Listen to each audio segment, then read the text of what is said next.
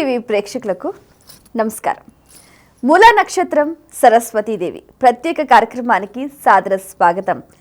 సరస్వతి నమస్తుభ్యం వరదే కామరూపిణి విద్యారంభం కరిష్యామి సిద్ధిర్భవతు మే సదా పద్మపత్ర విశాలాక్షి పద్మకేసరవర్ణిని నిత్యం పద్మాలయాం దేవీం సామాం పాతు సరస్వతి అంటూ అనేక రూపాలు దాలుస్తూ భక్తజనుల కోరిన వరాలను ఈర్చే చదువుల తల్లి సరస్వతీదేవి. విద్యను ఆరంభించే ప్రతి ఒక్కరూ కూడా ఆ తల్లిని ఎంతో చక్కగా ప్రార్థన చేస్తూ ఉంటారు. జయం కలగాలి అని అంటూ నివేదన చేస్తూ ఉంటారు. జ్ఞాపక శక్తిని ప్రసాదించమని ఆ తల్లిని వేడుకుంటూ ఉంటారు. నిత్యము పద్మముల యందు ఉండే తల్లి, పద్మముల వలె విశాలమైన కన్నులు కలది, పద్మకేశముల వంటి మేనిఛాయ కలిగిన ఆ సరస్వతీదేవిని మమ్మల్ని రక్షించు తల్లి అంటూ వేడుకుంటూ ఉంటారు. చదువుల తల్లి పుస్తకపాణి అయిన సరస్వతిని ప్రార్థించటం తరతరాల మన ఆచారం. మృగాన్ని మనిషిని వేరు చేసేది చదువే. శాశ్వతంగా నిలిచే కీర్తికి, మరణానంతరం లభించే ముక్తికి దారి చూపేది కూడా చదువే. అటువంటి చదువుల అధిష్టాన దేవత సరస్వతిని తొలుత ప్రార్థించి మనం అక్షరాలు నేర్చుకుంటాం. అక్షరం అంటే క్షరం కానిది, అంటే నశించనిది అని అర్థం. లోకంలో ఏ సంపదైనా నశిస్తుంది, కానీ విద్యా సంపద నశించదు. సరస్వతి అనే పదానికి మూలధాతువు సరహ, అంటే వెలుగు అని అర్థం. సరస్వతి అంటే వెలుగునిచ్చేది అని అర్థం. మనకు జ్ఞానం అనే వెలుగును సరస్వతి మన మీద ప్రసరింపచేసి మన అజ్ఞానాన్ని పారద్రోలుతుంది. శరన్నవరాత్రులలో మూలా నక్షత్రం రోజున సరస్వతీదేవిని అలంకరణ చేసి విశేషంగా ఆరాధిస్తూ ఉంటారు. ఋగ్వేదంలో, దేవి భాగవతంలోనూ సరస్వతి గురించి వివిధ గాథలున్నాయి. సరస్వతి ఆద్యంతరహిత శక్తి స్వరూపిణి అని వివిధ స్తోత్రాలు స్తుతించాయి. సకల సంపదలకు మూలాధారం విద్య. అటువంటి విద్యను మనకు ప్రసాదించే తల్లి వాగ్దేవి. వాక్కు, బుద్ధి, వివేకం, విద్య, కళలు, విజ్ఞానం వీటన్నిటికీ అధిదేవతగా చదువుల తల్లి వాగ్దేవికి వందనాలు అర్పిస్తారు. ఈ అమ్మవారు హంస వాహినిగా, వీణాపాణిగా కొలవబడుతోంది. సరస్వతి వనలలో తెలుపు రంగుకు చెందిన వస్తువులు ప్రాముఖ్యం అధికం.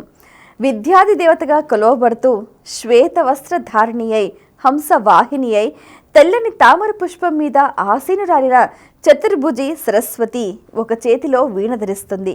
సరస్వతి ధరించే వీణ పేరు కచ్చపి. రెండో చేతిలో జపమాల ధరిస్తూ ఉంటుంది. జపమాల పఠనానికి, మననానికి సంకేతంగా భావిస్తూ ఉంటారు. మూడో చేతిలో తాటాకుల గ్రంథం, నాలుగవ చేతిలో అంకుశం ధరిస్తుంది. తాటాకుల గ్రంథం వేదాలకు, జ్ఞానాలకు సంకేతమైతే అంకుశం అజ్ఞానాన్ని అంతం చేసే ఆయుధంగా, దుర్మార్గపు ఆలోచనల్ని త్రుంచివేసే శక్తికి భావనగా భావించాలి. సరస్వతీదేవి వాహనంగా హంస పేరు పొందింది. పాలను, నీటిని వేరు చేయగల శక్తి హంసకు మాత్రమే ఎలా ఉందో, మంచి చెడులు, పాప పుణ్యాలను వేరు చేయగల శక్తి సరస్వతి మనకు ప్రసాదిస్తుంది. అజ్ఞాన అంధకారాన్ని తన చల్లని చూపుల కాంతితో, జ్ఞానమనే వెలుగుతో పటాపంచలు చేసే మహిమాన్విత మూర్తి సరస్వతీదేవి. శారదా నీరదేందు ఘనసార పట్టీర మరాళ మల్లికహర తుషార ఘన రజతాచల కశప ఫణిష కుందు మందార అంటూ బమ్మరపోతన సరస్వతి స్థుతిలో మధురంగా వర్ణించారు. బౌద్ధ మతంలో కూడా కొన్ని చోట్ల మహాసరస్వతి, వజ్ర సరస్వతి, వజ్రవీణ సరస్వతి, వజ్ర శారద, మంజుశ్రీ వంటి పేర్లతో సరస్వతి ఆరాధనలు జరిగినట్టు మనకు పురాణాల ద్వారా అవగతమవుతోంది. షోడశ విద్యాది దేవతలకు అధికారినిగా సరస్వతిని ఆరాధిస్తారు. శ్రీమద్ భోజ నరేంద్ర చంద్ర నగరి విద్యాధరి అని భోజుడు సరస్వతిని స్తుతించాడు. సరస్వతీదేవి ఆనందానికి, చైతన్యానికి ప్రతీకగా వర్ణిస్తూ జగద్గురు శ్రీ ఆది శంకరాచార్యుల వారు చిదానంద లహరిని రచించారు.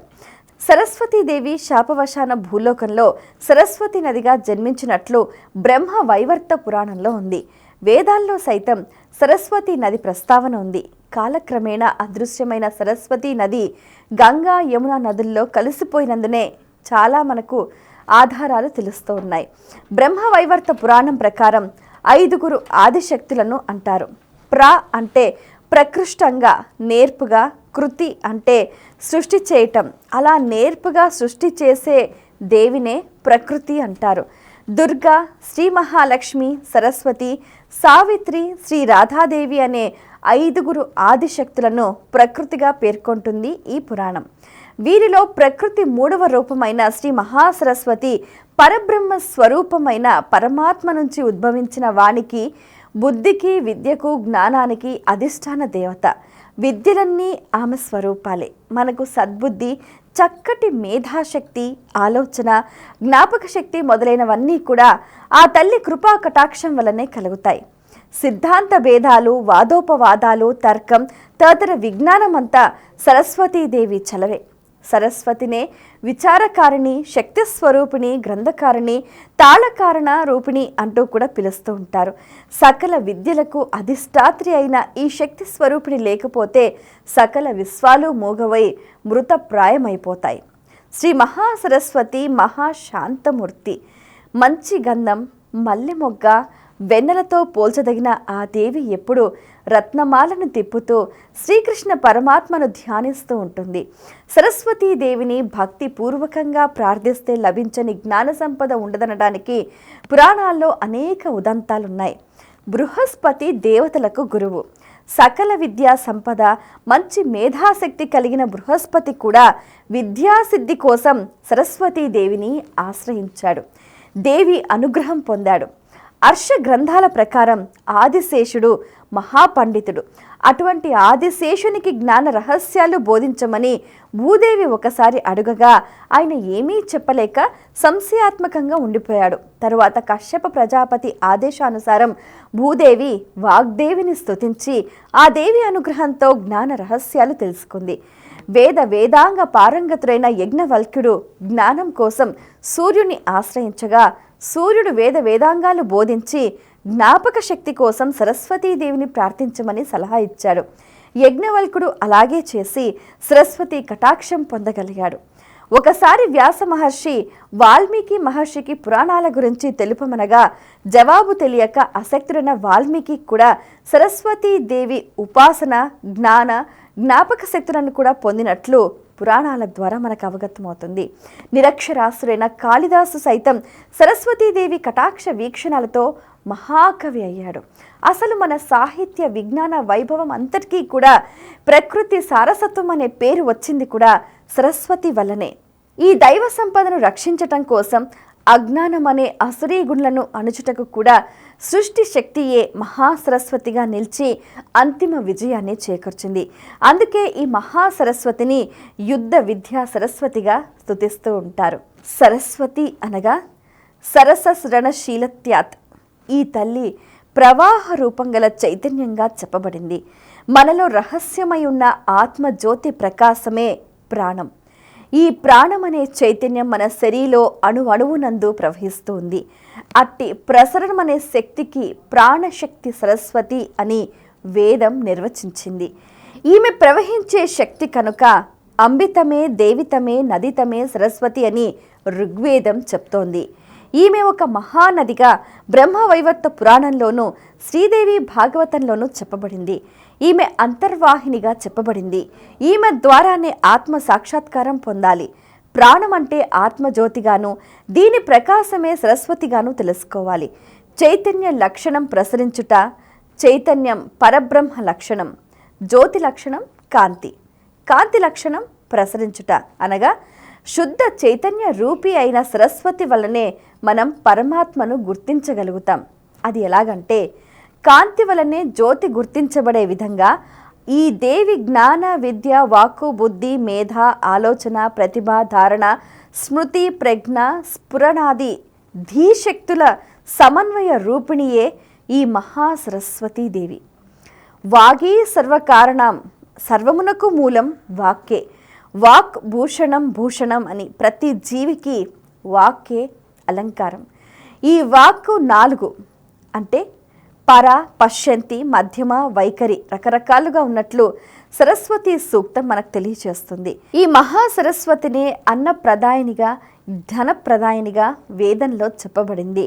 ఋగ్వేదంలో సరస్వతీ దేవి గురించి విశేషంగా శ్లాఘించారు. ఈమె శ్వేత పద్మవాసిని కనుక శారద. అన్ని ఋతు కామధుముల కంటే శరదృతువు వెన్నెల అత్యంత స్వచ్ఛముగాను తెల్లగాను ఉండును. ఈమె ధరించిన వస్త్రం తెలుపు వర్ణం. ఈమె మేనికాంతి తెలుపు. తెలుపు శుద్ధ సత్వగుణానికి చిహ్నం. అట్టి శుద్ధత్వమే జ్ఞానం. ఈమె శుద్ధ చైతన్య జ్ఞాన స్వరూపిణి కనుకే ఆమె శారద. ఈ దేవిని భారతి అని కూడా అంటూ ఉంటారు. భా అనగా జ్ఞానము, దివ్యత్వము, అంటే రతిన్ అంటే ఇష్టులను చేయునది. ఆ తల్లిని భారతి అంటే భరతానస్మాన్ అంటూ స్తుతించిన విద్యా విజ్ఞానము నొసంగి నిజమైన భరతునిగా చేసే తల్లి భారతి. సర్వకోటిని భరించే శక్తి కనుక భారతి. ఈ శారదాదేవి శివశక్తిగా స్తుతించబడుతుంది. పూర్వాషాఢమందు ఆరాధించి ఉత్తరాషాఢలో బలిహరణ చేసి శ్రవణ నక్షత్రం నందు విసర్జన చేయాలని భవిష్యోత్తర పురాణంలో చెప్పబడింది. మూలా నక్షత్రానికి సరస్వతీదేవికి గల సంబంధం చాలా అద్భుతంగా ఉంటుంది. వేదాల్లో, పురాణాల్లో, ఇతిహాసాల్లో అత్యద్భుతంగా వర్ణించారు. దీని భావం పరిపూర్ణ ఆధ్యాత్మిక భావన కలవారు అమ్మవారి నామంతో మూలాధారైక నిలయ అని అంటూ ఉంటారు. షడాధార చక్రాలలో ప్రప్రథమంగా చెప్పబడింది మూలాధార చక్రం. ఇది పృథ్వీ తత్వాన్ని నియంత్రించును. ఇది శరీర ధారణకు మూలమైనది, అనగా సాధకుని యొక్క స్థూల సూక్ష్మ కారణ దేహ మార్పులను తెలుపును. మన శరీరం యొక్క మొత్తం బలానికి ఆధారం మూలమైన స్థానం. మన శరీరంలోని వెన్నుముక అడుగుకొనయుండే స్థానం. అశ్వన్యాది నక్షత్రములను శిరస్సు నుండి న్యాసం చేస్తే మూలా నక్షత్రం వెన్నుముక అడుగుకొన అగును. దీని ప్రకారంగా ఇది మూలాధారం. అందువల్లనే అమ్మవారిని మూలా నక్షత్రమున స్థాపన చెయ్యాలి అని మన యోగ పొంగవులైన ఋషులు తెలియజేశారు. ఈ స్థానాన్నే కులకుండం అంటారు. ఇక్కడే ఆ తల్లి కులకుండలాయగా అంటే శ్రీ లలితా సహస్రనామాలలో విశేషంగా స్తుతించారు. అంటే ఆ శక్తియే కుండలిని శక్తి. ఈ శక్తిని జాగృతం చేయాలి. సృష్టికి ముందున్నది కేవలం పరబ్రహ్మతత్వం మాత్రమే. పరబ్రహ్మతత్వం నుండి వచ్చిందే నాదశక్తి అనే వేదం. వేద జ్ఞానమే బ్రహ్మజ్ఞానం. మన అంతరాళమందు జరిగే ప్రాణస్పందన ఆత్మజ్ఞాన. ఈ ప్రాణస్పందన ఉచ్ఛ్వాస సంబంధమైనది, నిశ్వాస సంబంధమైనది. దీనినే యోగులు హంస అని, సోహం అని అంటూ ఉంటారు. సోహం నుండి సకార హకారములను తొలగిస్తే మిగిలేది ఓం అనే ప్రణవం. అదే పరబ్రహ్మం. సరస్వతీదేవి చేతుల యందు వీణ ఉంటుంది. అంతరార్థపరంగా చూస్తే మనలోని వెన్ను దండియే వీణ. వీణకు పెద్దదిగా ఉండు బుర్ర మన తల. రెండవ చివరి కొంచెం చిన్నదిగా ఉండే గుండ్రని భాగం జగన భాగం. ఈ రెండింటినీ కలుపుతూ ఉండే భాగమే మన వెన్నుముక. దీనిపైన పలికే సప్తస్వర స్థానాలే శరీరమందు గల సప్తాధార చక్రాలు. మూలాధారం నుండి సహస్రారం వరకు. వీటి మీదనే తంత్రులు, తీగలే, ఇడా పింగళ సుషుమ్న నాడులు. ఉచ్ఛ్వాసమందు సో అని, విశ్వాసమందు హమ్ అని ఒకదాని వెనుక ఒకటి జరిగే గానమే సోహం గానం. దీనినే సామవేద గానంగా చెప్తారు. ఇదే మన దేహాంతరాళ మందు ఏ మారక జరిగే సామవేద గాన మంత్రం. ఆ దేవిని అజప గాయత్రి అని, వీణాపాణి అని అంటారు. యోగ పొంగువులు యోగీశ్వరి అని, సిద్ధ సరస్వతి అని పిలుస్తూ ఉంటారు. అమ్మవారు 2 రకాలైన శక్తి స్వరూపిణి, నాదశక్తి, బ్రహ్మశక్తి. ఇలా శుద్ధ చైతన్య స్వరూపిణి అయిన ఆ సరస్వతీ దేవిని దేవీ శరన్నవరాత్రులలో మూలా నక్షత్రం రోజున విశేషంగా ఆరాధిస్తూ ఉంటారు. మూలా నక్షత్రం ఈ సంవత్సరము 9వ తారీఖు నాడు వస్తుంది. మూలా నక్షత్రం రోజున ఉదయాన్నే 2 గంటలకి అమ్మవారి నిరంతరంగా లక్షలలో ఈ అక్షరాభ్యాసాలు జనాలు వస్తుంటారు. నిరంతరంగా అక్షరాభ్యాసాలు జరుగుతుంటాయి. ఆ రోజున విశేష పూజా కార్యక్రమం ఉంటుంది. అమ్మవారికి పాయస నైవేద్యాన్ని ఆ రోజు పిల్లలందరికీ పంచిపెడతారు. ఆలయ అధికారులు కూడా ఆలయంలో ఎలాంటి ఇబ్బందులు కలగకుండా విద్యుత్ శాఖ కానీ, వ్యవస్థ పోలీస్ డిపార్ట్మెంట్ కానీ, ఆలయ సిబ్బంది కానీ, ఆలయ అధికారులు అన్ని ఏర్పాట్లు పూర్తి చేశారు.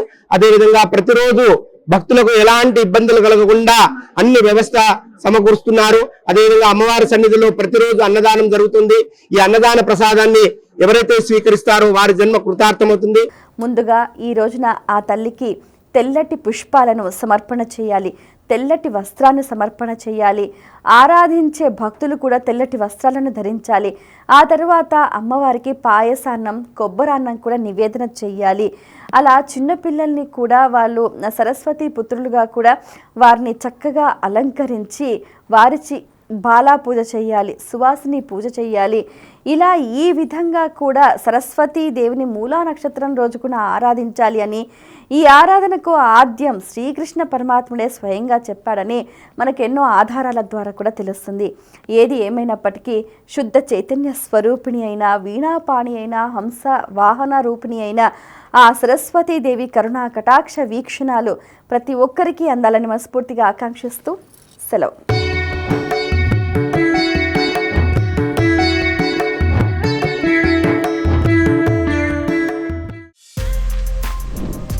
For more videos like this, subscribe Big TV channel.